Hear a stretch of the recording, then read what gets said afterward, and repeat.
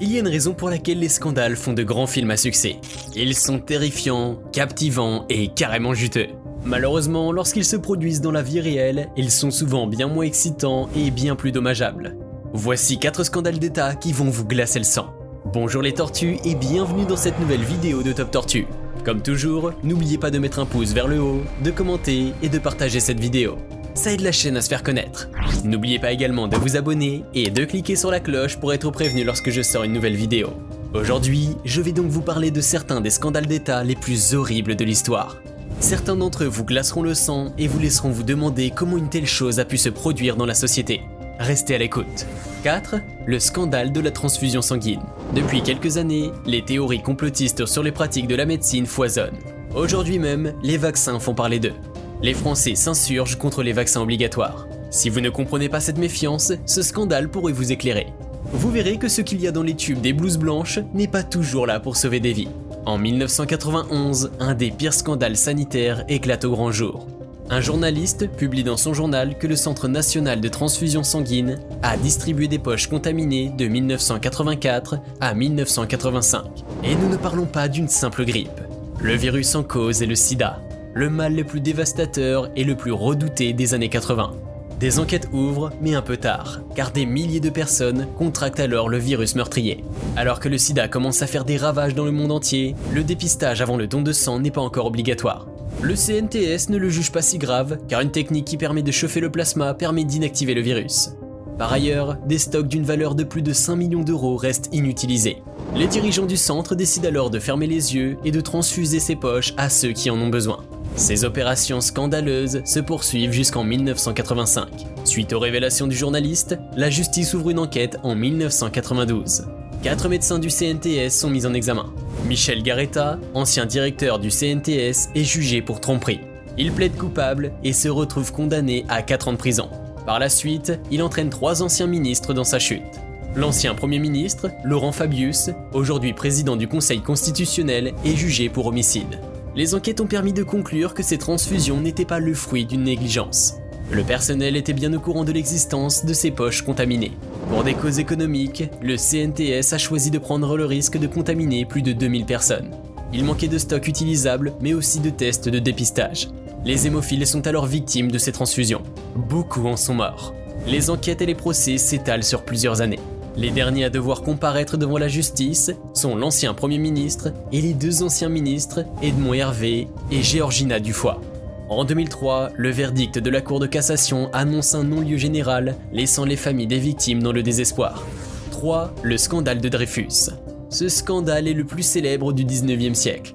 Il mêle affaires politiques, causes sociales et antisémitisme. C'est l'histoire d'Alfred Dreyfus, un innocent, humble patriote français qui se retrouve injustement en prison car il a choisi la mauvaise religion. Il est accusé de trahison et de complot. Pendant des années, l'État français tentera d'étouffer l'affaire, mais la vérité a fini par éclater. Alfred Dreyfus était un chef d'état-major de l'armée de terre. D'origine alsacienne, il était dévoué à son pays. C'était un militaire exemplaire sans histoire. Le seul problème, c'est qu'il était juif. Il est alors victime de sa confession lorsque l'État découvre que des secrets de guerre ont été révélés à l'Allemagne. Une lettre a même servi de pièce à conviction avec sa signature falsifiée.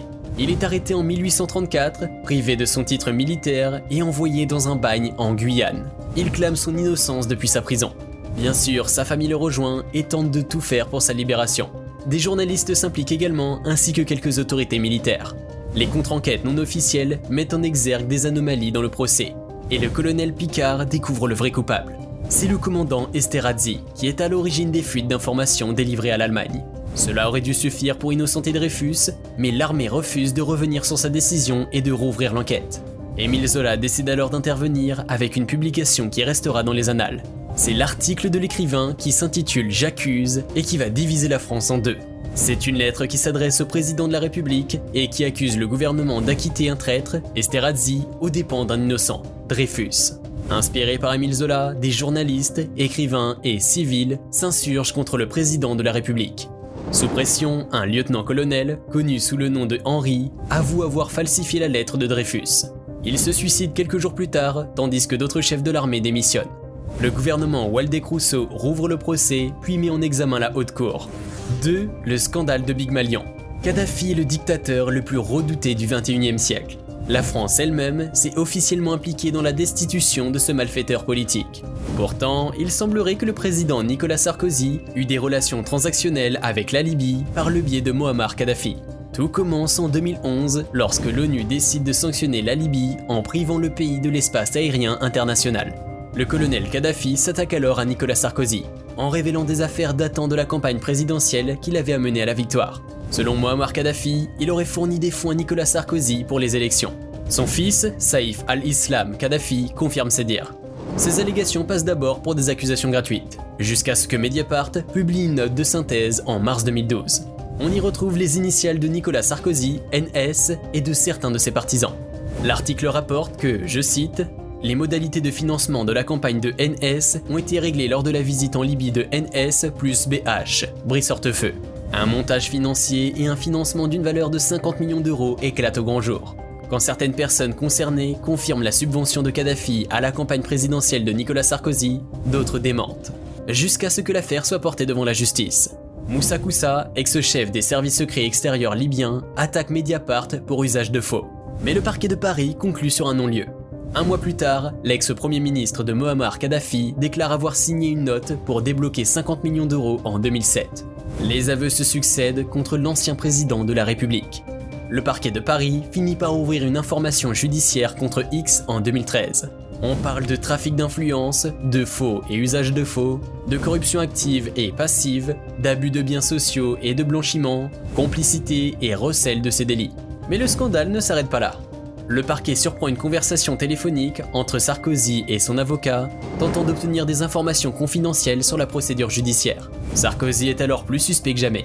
Il est mis en examen en juillet 2014 et les enquêtes se poursuivent à son encontre, puis contre son entourage politique.